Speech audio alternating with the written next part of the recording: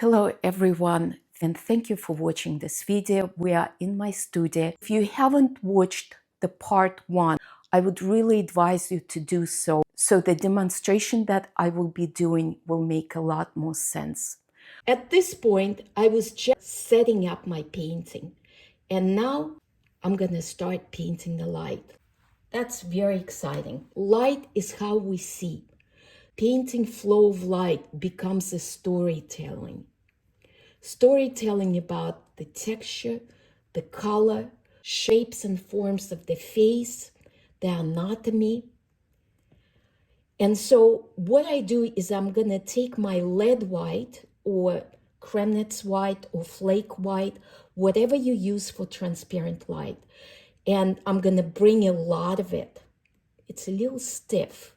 So if it's a stiff, I might add a little bit of a medium. And so far, if you notice, I used almost no medium, painted with just paint. So now I'm going to modify my light by adding a little bit of yellow. And again, as always, I add it from the side and pull my white into the yellow. And then I'll add a little bit of red into my white. And my brush already had some yellow, so it's not a pure, but I'm looking for just very bright skin tone. And then I'm gonna reach out for my Viridian green, or actually any green that you have. And then I'm gonna introduce a little bit of that green in. It's really a tiny bit, and it's just gonna neutralize some of the redness and yellow qualities, so the skin doesn't look like a carrot skin. And then I'm gonna take and make a brush stroke. And usually I place that brush stroke on the most lit up area, so not the bottom of the chin. So if we look at the face, the forehead will be the most lit up. The second area, the cheekbones and the muzzle, are gonna have the most warmth. And the side planes of the bottom of the face, the chin and the jars, are gonna be your coolest plane, more neutral, more similar to your background, if your background is neutral. Of course, if your background is red, they shouldn't be red. But because they are side planes, they are picking up a lot of air and a lot of light from the background. So I place my first brush stroke, and what I'm looking for is I want my skin to be lit up, but I don't want to be too light, so I don't have a space for the highlight. So what I'm gonna do is just slightly add a little bit more color and make one more brush stroke and see if that is what I want. This is definitely a little bit closer to what I want. Just a little bit more color in the skin tone, so I have space to put more highlight on top of it. If I go too bright, then there is no space left for highlight. I load up my brush quite thickly, and I'm gonna start from the frontal plane of her forehead and stretch it all the way to the side plane, very flat. If you watch that lecture, think about Portrait by Sargent or by Velázquez, just a nice flat line. Now this plane is turning towards the air, the side plane, but this is a starting light edge. The light comes from the left side. So linear painters would darken this side, especially since this side comes in contrast with the dark hair. But as a sculptural painters, you would just add a little bit of a background to become a little bit closer in color with the air and start this quite nice and bright. So the light starts from the edge, but it can just have a little bit more coloration of air. And then the same thing I'm gonna do, but maybe with a little bit more background, is by introducing this into the side plane here. And notice when I do these brush strokes, I don't release a lot of paint or a lot of pressure on my brush, because number one, there is a soft edge of the eyebrow, which I don't want to make it too sharp. And also because by reduction of the pressure on my brush, I can vary the value, make it look darker, and not change the value of the actual paint. I'm using the same paint, but it's just the way I drag and hardly release the paint into my board, I modify the value. I'm gonna add a little bit more green, a little bit more red, and a little bit more background into my light. And I'm gonna do the same thing as that light enters into the hair. So turning that forehead more into the space by making it closer in color to the hair, to my background. And then catching a little bit more red, warmer color, I'm just gonna add a little bit more warmer quality. It's coming into the shadow underneath the hair. So that's my forehead. Now, what I want to do is right away put the brightest light in that forehead. And the lightest light would sit in the corner of the side plane and the frontal plane. So right here. Make it a little bit brighter and put that highlight. And we'll have time to come back and make it better. That's how I will divide the side plane versus the frontal plane, by finding the highlight and allowing the highlight be placed in that area, and it can still flow across. To pull out the eyebrow ridges right here, right next to the eyebrows, I will add a little bit of warmth. So adding a little bit of more light that has warmer coloration, slightly red.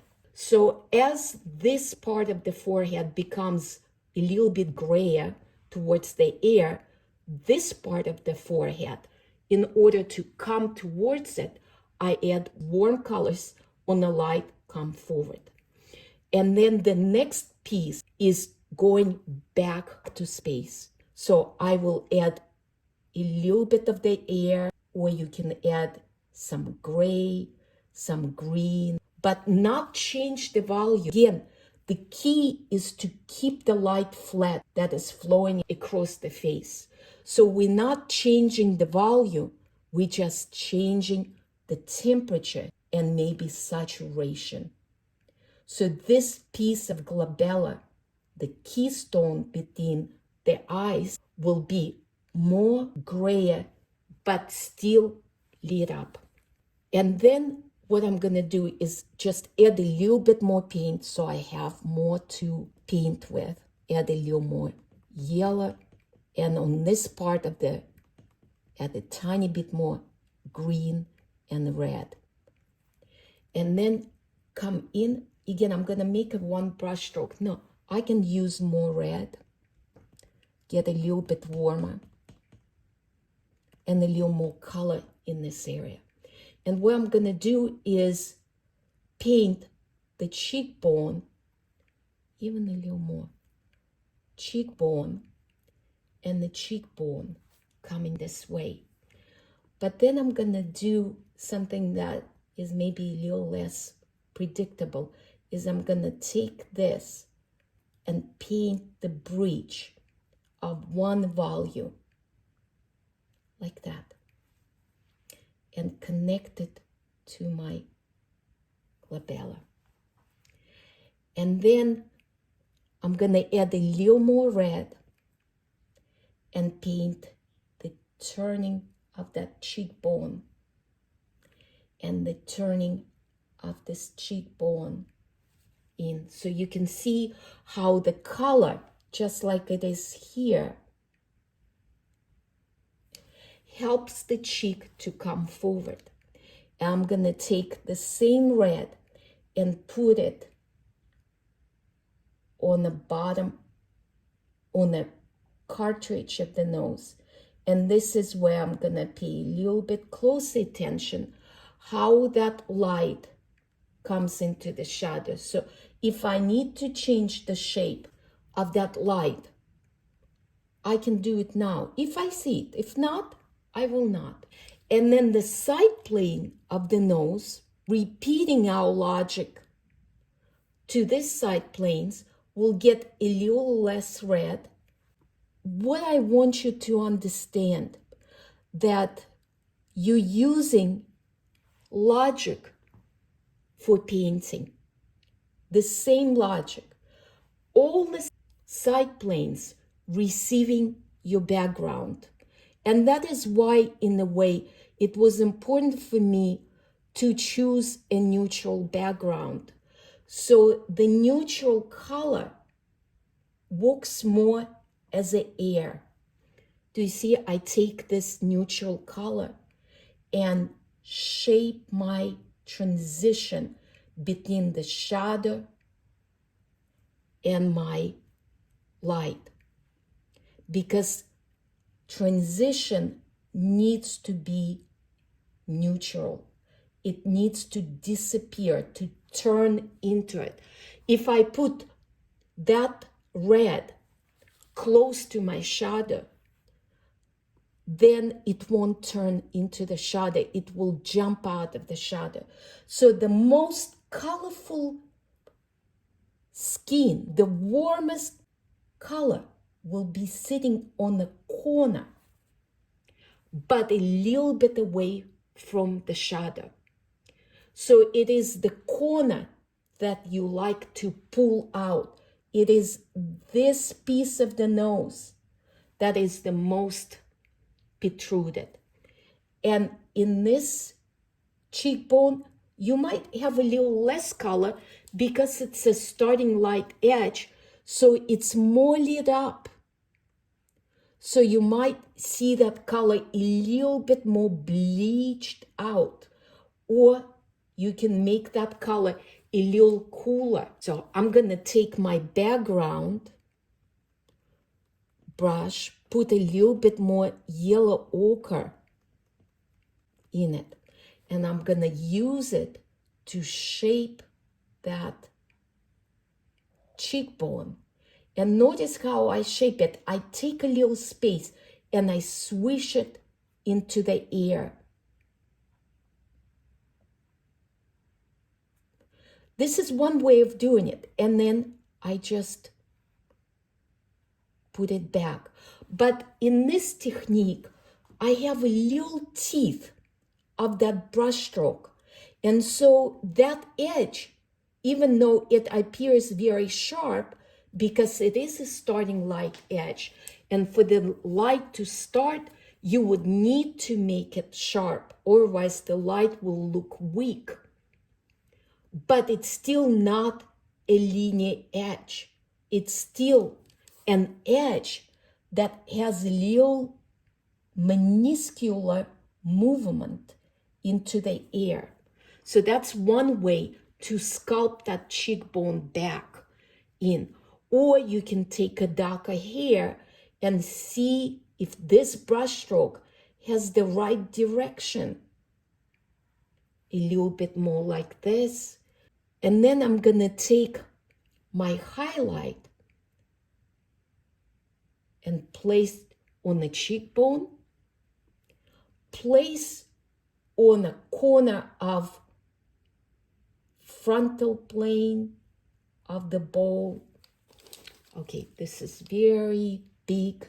That's okay. So I sculpt the highlight by cutting into it and make it the right shape. There is another highlight on a nozzle bone right here.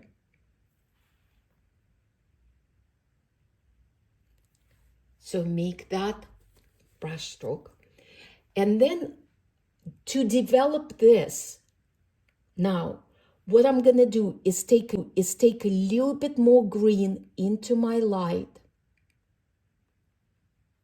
I can, even if you have a little purple, that could do too. But cool off slightly your light. And what I'm gonna do is just get into closer to the eye socket and leave a little shadow shapes. Maybe that's a little too blue or too gray, but let's try it. And then do the same thing here. And then maybe take a little bit more warmer gray and come into this, pull this paint down. And then with a little bit more warmer paint, so I'll add a little yellow ochre into my greenish paint. I will push this into the eye socket, and then right away I see that this is too dark.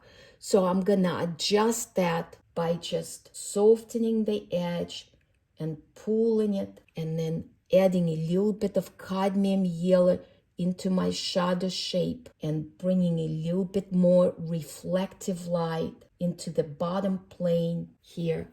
No, that's not reading, so I need a little more, a little red, a little yellow, and soften the edge, pulling that edge. I can modify my shadow by making it lighter side plane and soft the edge. The edges is the soul of the painting. Edges are fascinating subject.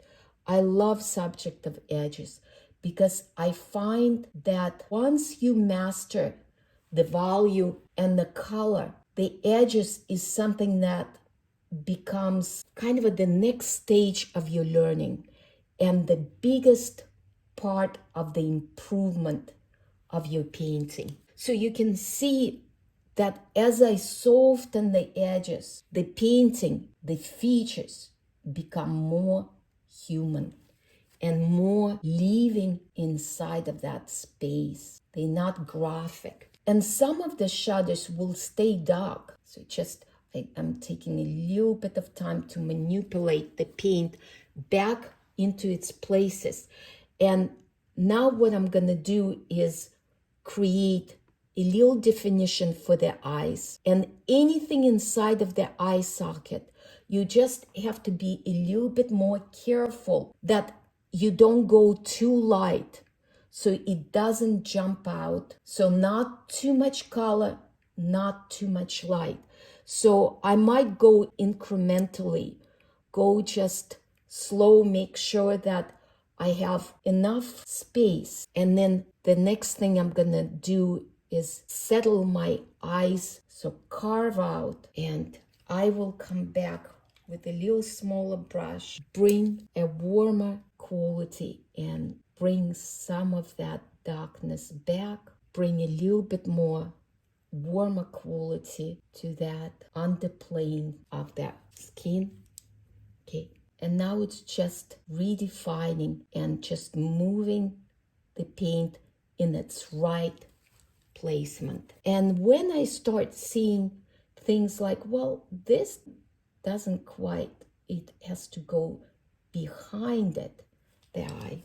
Okay, so adjustment. So move it. Nothing here, even though we're sculptors, but nothing here is made out of stone. We are with flexible medium. We can come back and work on this painting and adjust it. And that's the beauty of the oil paints.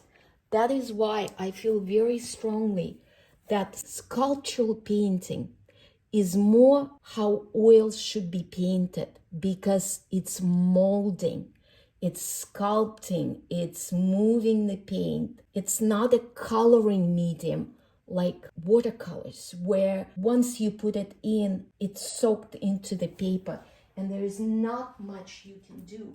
So you have to approach it kind of a do or die. But with the oils, the whole beauty is that you have a luxury of playing around with it and searching. And if you don't know the answers, that is the fun of the process. Then you just keep looking for them, and that's how you learn. painting. You're learning shapes, forms. The drawing is a preparation part for the painting, but you cannot paint and draw at the same time. You have that on the back of your mind as you draw. You're thinking, okay, size relationship, tilts, corners, distances. But painting is with the brushstrokes that have planes, that don't have the point. So you have to create planes. So now I'm gonna carve out a little bit of the nose and put it in the right space because it got a little bit too round. And also, if you notice how the light is still reads across the room, that it is the flatness and unchanging quality of light that keeps this readability across the room. All right, so what I'm gonna show you now is how I'm gonna carve out, and I'm not done with any parts of it. This is gonna be a process, but there is no point of me here go into more details if it doesn't advance my idea of what I'd like you to see.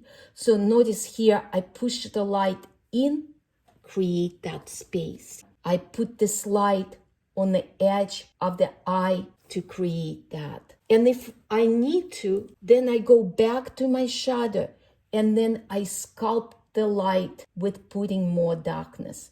That's okay, that's allowed too.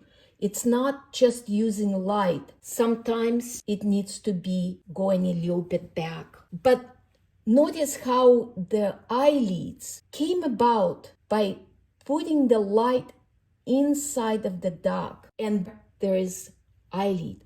You don't need a line there. You just need a piece of light coming. And when you sculpt, your edges become better. So here I can take a little warmer plane and give a little bit more of an eyelid, take a little bit more warmer color, yellow and red. The skin tone as a color, really always the same. It's a variations of how much red and yellow you put in. The warmer you want the plane to be, the more protruded you want to be, the more red you put in. If you want the plane go back, you want it neutralized and cooler. The cooler light goes back. The warmer light, again, I'm gonna make that a little bit more. The warmer light comes forward right here. And so this cheek comes forward. That cheek is going back into the space, but it's equally lit up. So here, I might just use a little more alizarin to cool off that red, or just more white. And then here, I can use a little bit more oranger red, warmer red, using the temperature to push this out and finish sculpting the nose. Now I'm gonna paint the muzzle. So the muzzle, I don't want to give it pink coloration because it's different from the cheekbones.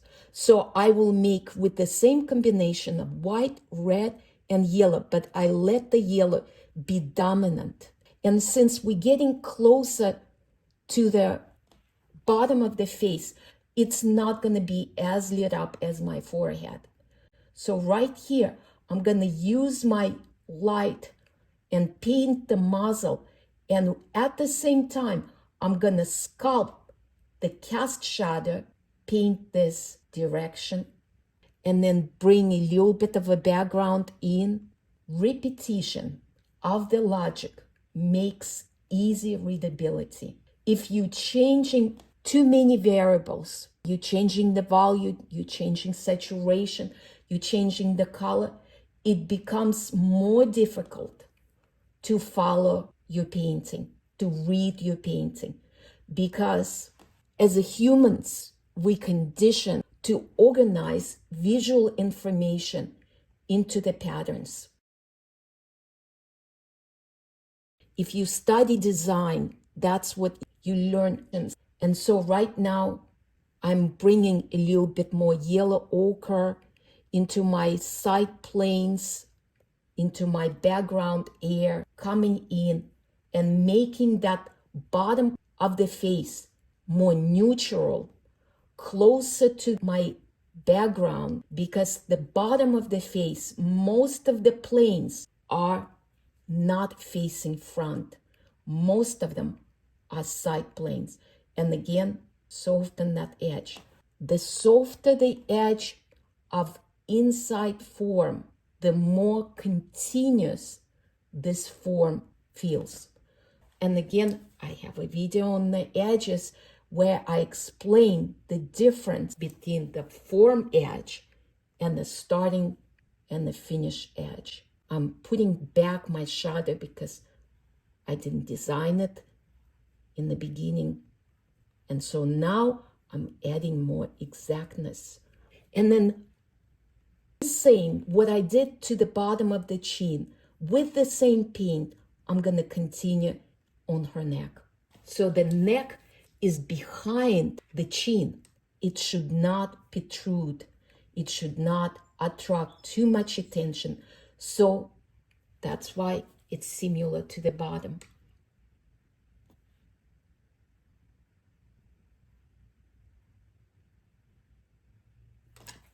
Before we get to the lips, I'll just show you how to reshape the nose slightly.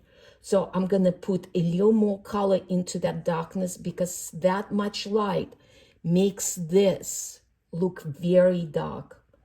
And this is a little bit more light, has more reflective light as a hook of the nose. So shape the hook of the nose with a little more light.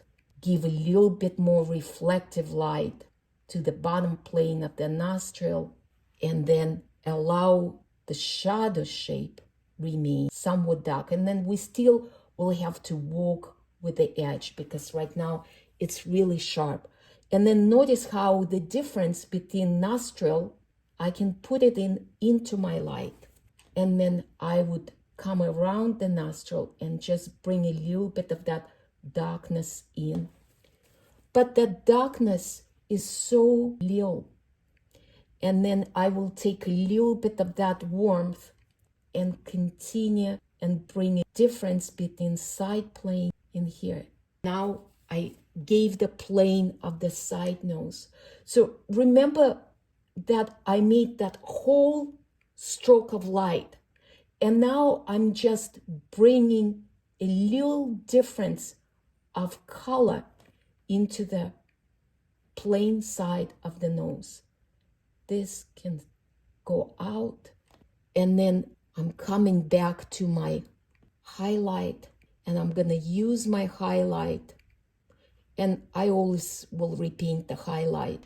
And I'm going to use my highlight to pick up the corner plane, the separation. And I'm going to do the same thing on the other side of the nose, the corner.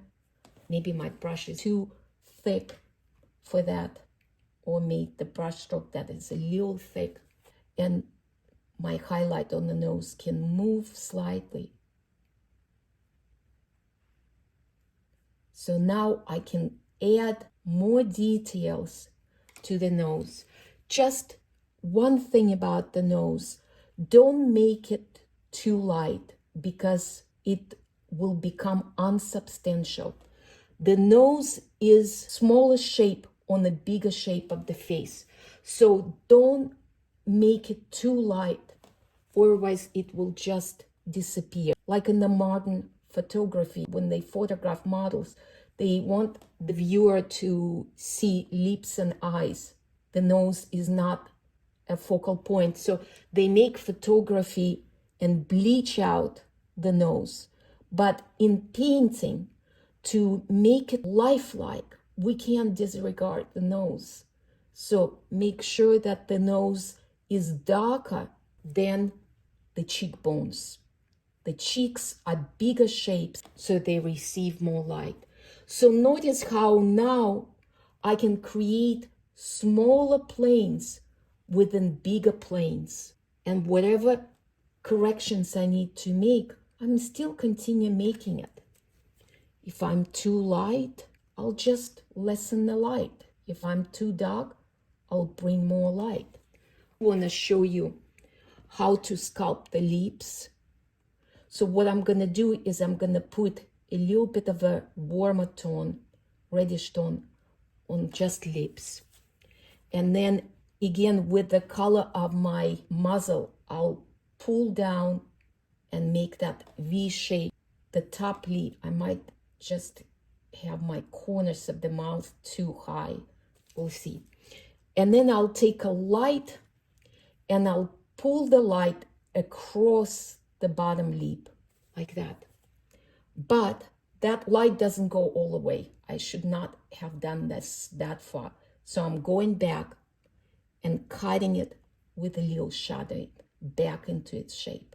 So the light, the lips are turning there, bringing that corner just a little bit lower, and then coming to connecting, bringing a little bit darker edge.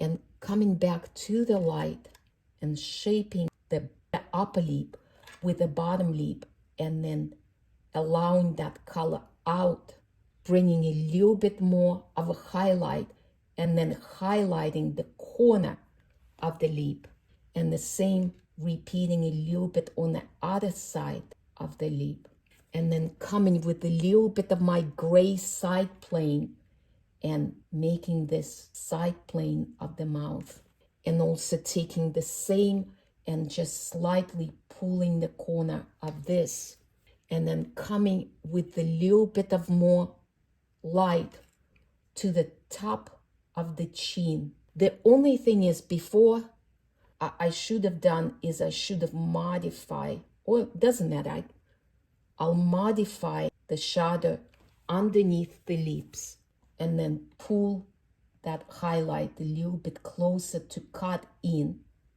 to put that shadow in the right place. Again, bring a little bit more highlight to that top plane of the chin, and then put a little bit warmer, redder plane to the frontal plane of the chin to make that piece come out, and therefore make these planes to be more side planes of the face. Oh, a little too much green. Coming with my background color and taking this cheek a little bit in, turning this a little more, coming here, taking a little bit of gray violet and passing through this edge to soften it, taking the same gray violet with more background and putting in here to soften that edge. There is so many ways to soften the edges. I can't really demonstrate everything in one video, but I hope you'll get a chance to see it in my other videos. One thing that is so amazing is how much it is to learn in the painting. And I think some people get very discouraged, but I think this is a reason for the biggest smile, because we don't need to be bored. There's so much to learn. There's so much space to improve. And if you don't hurry, if you don't put any timelines or pressures on yourself that you need to be somewhere, then you can take your time, and you have time. It's only when you're in a hurry, you are out of time.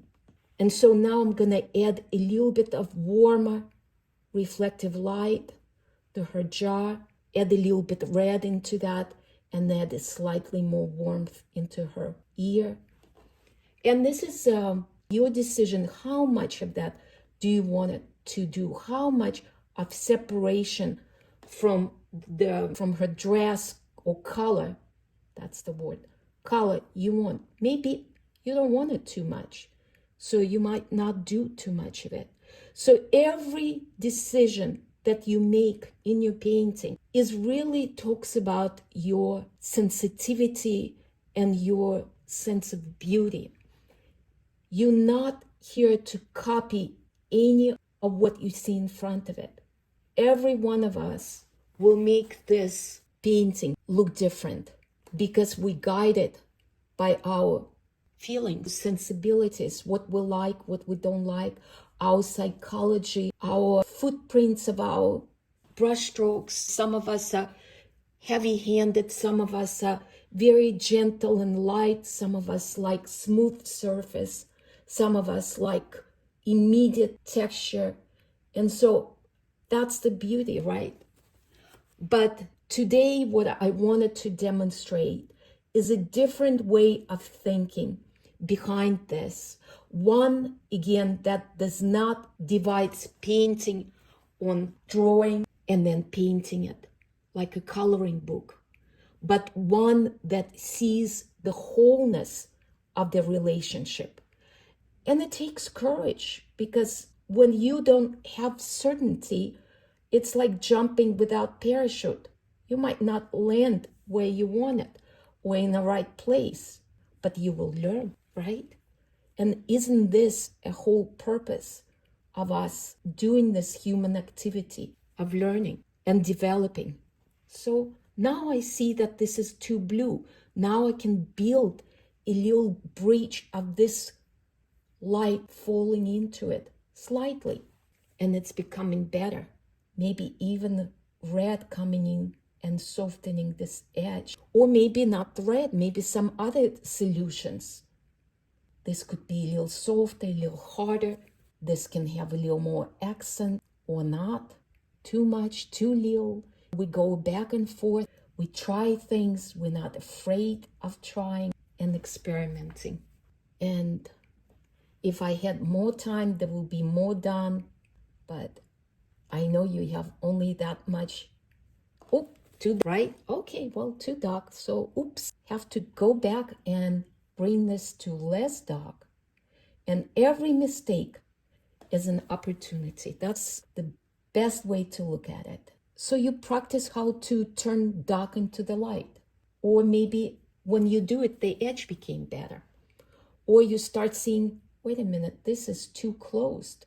I should open this up more. So it's good. So I'm glad I made that mistake, because it made me see something here that I haven't seen yet.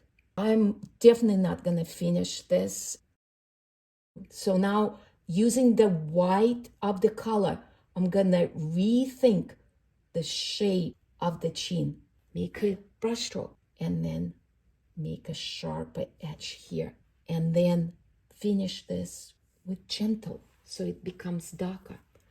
And then come and soften this edge so it becomes turning. And then put a little more light right here so it's more forward. Put more warmer tone here. Just expressive brush strokes. Let's see, come back, put a little darkness here, or maybe not. Again, but it will make more my reflective light more. If you flatten this paint, it will become darker. So you can also, this is not a good palette knife.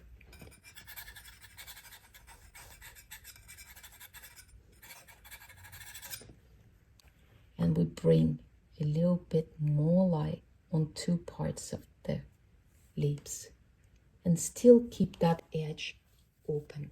Bring a little, repeat that little highlight and repeat that little light here. Let's take a little bit of violet and put a small highlight.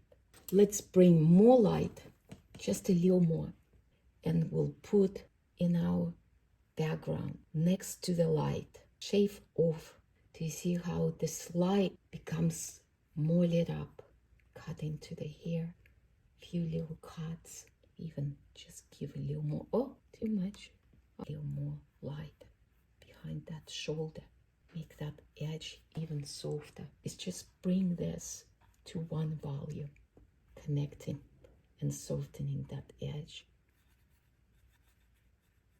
And then we can go and just put a few highlights, very dim highlights in her hair, this edge. And there is plenty to do. I still see so much that I can improve and work more on it. Maybe one little thing, and then I'm done. If you are like me, the stopping is the hardest thing to do because it's always a conversation. Oh, a little more. Oh, I see now this. Oh, there is more to do. And it's just like keeps going. And that's great. And when the painting is done is when you no longer know what else to do and you can stop, right? But before that, keep going. When you run out of energy, it's when you no longer see. So that's a good time to stop. But till you see something, you can keep working on it. Notice how the edges between the eyelids and the eyeball is really just no edge. So open the same open edge here. That makes it more human. We don't need outlines. Outlines are for drawing. Painting deals with values. That's the beauty. It's a total different language. And so if you are a painter, then paint. I should quit while I'm ahead. And like I said, there is a lot to do still. Oh my God, I'll never let go. But I do want to encourage you to look at the slide lecture and some of the points about flat light, giving the light the most space to occupy so the painting reads from a great distance. The linear painting looks really good up close, but when you back away, it often falls apart because linear painters use too much of value change. When you keep your values simple and a few, economy of values, your strength of your light is visible across the room and readable. It makes more visual dramatic impact between light and shadow. Simple shadow, simple light, using highlights for the corners of form, not rounding things, using brushstroke as a footsteps of you traveling across the form, explaining the form with your brushstroke, creating the space far to near. And edges is something that brings life to painting, that makes it exist into the spaces and makes the forms connected. So I hope that was helpful, and I encourage you to sign up if you haven't yet to my website. When I have my monthly demonstration, you will be able to join me live and ask questions, and I certainly would love to meet you. Thank you for your support, and if you like my teaching, please share it with others. I really appreciate it. Thank you so much.